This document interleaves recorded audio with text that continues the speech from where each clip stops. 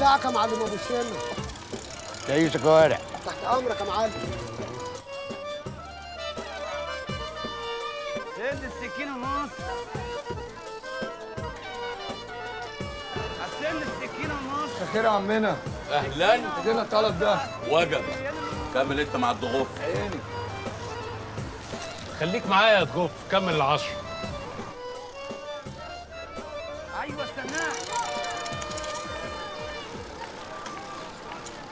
نص فرش اربعات يا معلمي. زودت 100. حصل. طب اخفى دلوقتي. يا صبري عملت لي السكينه انا عايزك تذبح. ها؟ طول عمري بقول لا انا قد الشوق وليالي الشوق ولا قلبي قد عذابه عذابه. يا شوق اللي مخرجك كده قدام البيت، الناس رايحه جايه عماله تبص. ايوه استناه. ايه يا ابو سنه مالك يا اخويا؟ اتخنقت زهقت قلت اطلع بره اشم شويه هوا. طب خش جوه دلوقتي. خش جوه دلوقتي. من عينيا. حاسب لا تقع على وشك. كعبلت في طرف الجلابيه يا حاج. سلامتك من الكعبالة يا معلم. عايزين نص فرش اربعات. كام دول؟ زياده 100. بقول لك ايه؟ نعم.